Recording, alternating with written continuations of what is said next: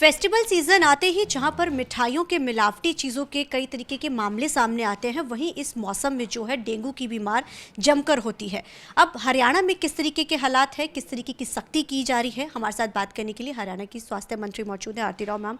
Ma'am, किस तरीके की तैयारी है? हालांकि डेंगू का जो है मामले काफ़ी बड़े भी हैं और ये सीज़न जो सबसे पीक होता है हर साल ये होता है। हरियाणा सरकार ने इसको लेकर किस तरीके के कदम उठाए थे और किस तरीके के साथ आप लोगों ने टीम्स तैनात की थी और कितने मामले आए हैं अब तक और किस तरीके का पूरा रहा? जी डेंगू हर साल दो बार ही सीज़न आता है डेंगू का। तो इस साल 2025 में 1000 से ज़्यादा केसेस आए हैं सामने, जिसके हमने 900 से ज़्यादा हमने इन केसेस हमने टेस्टिंग करवाई है। जहाँ तक प्रिवेंशन की बात है, हमने फॉगिंग के लिए सभी एडमिनिस्ट्रेशन को अपना फॉगिंग का सामान दे रखा है और हमने वो डीसीज़ को सबको बोला है कि आप ज़्यादा से ज़्यादा फॉगिंग कराएं इस वक्त। मगर फिर भी अगर मैं सभी लोगों प्रदेशवासियों से ये कहूँगी कि अगर अपने आसपास ज़रूर सफाई रखें, क्योंकि ये वक्त है कि मच्छर पनपते हैं और अगर आप भी थोड़ा सा अपने आप थोड़ा सा नज़र रखेंगे तो डेंगू के केसेस कम होने की ज़्यादा आशा है। और उसके साथ साथ हेल्थ डिपार्टमेंट ने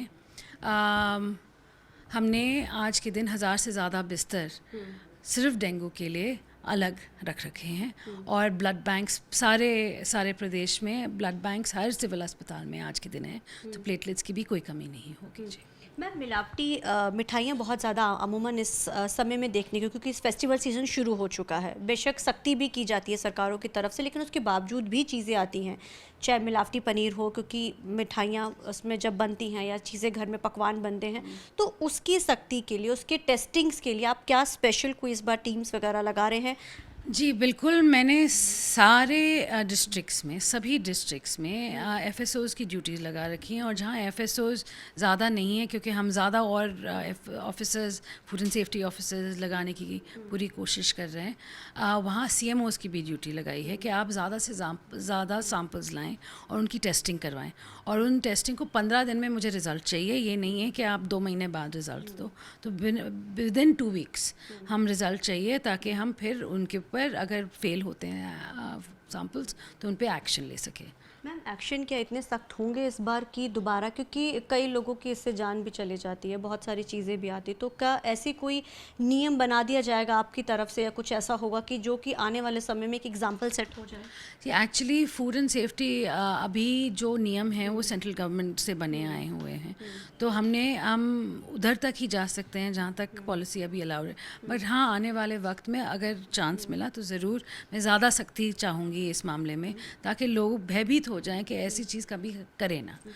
हाँ जी। मैम, कप सिरप्स को लेके हालांकि पंजाब में तो बैन कर दिया गया है जिस तरीके के साथ, और कप सिरप का मामला चलो बेशक अभी तो बहुत ज़्यादा बच्चों के साथ हो, लेकिन इससे पहले भी ये मामला आया था हरियाणा में, क्योंकि छोटे बच्चों को आमतौर पे हम कप सिरप्स ही दे देते हैं, डॉक्टर्स भी प्रेफर कर देते हैं।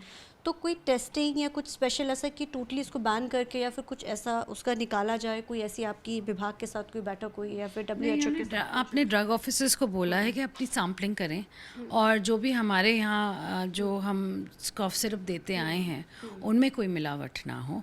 और आने वाले वक्त में भी हम, जैसे ही मैंने कहा HMSCL के थ्रू हम दवाइयाँ लेते जाएंगे, तो उसमें भी हम पूरी टेस्टिंग करवाएंगे देने से पहले कि ये जो भी कॉफ सिरप्स हैं वो बच्चों को हानिकारक के लिए हानिकारक ना हो। मैम, इससे थोड़ा हट के सवाल है, लेकिन आप हरियाणा की, क्योंकि कैबिनेट मिनिस्टर है, DGP जिस तरीके के साथ अभी उन्होंने आत्महत्या की IPS ऑफिसर ने, हालांकि उनकी धर्मपत्नी की तरफ से सुसाइड नोट में FIR भी दर्ज की गई, उन्होंने बोला कि दलित का बहुत ज़्यादा अनुसूचित जाति को लेकर एक बार सवाल उन्होंने खड़े किए कि बहुत प्रताड़ित किया जा रहा था। आपको नहीं लगता है कि ये चीज़ें अभी भी, जहाँ हम खुद को कहते हैं कि हम इतने अवेयर हो चुके हैं, हम इतने बड़े लेवल पर भी अगर ये चीज़ें, तो आप उसको किस नज़रिए से देखती हैं? जी मैं एक सबसे पहले तो किसी ने भी सुसाइड किया तो बहुत ही दर्दनाक और दुखदायक चीज़ है परिवार के लिए।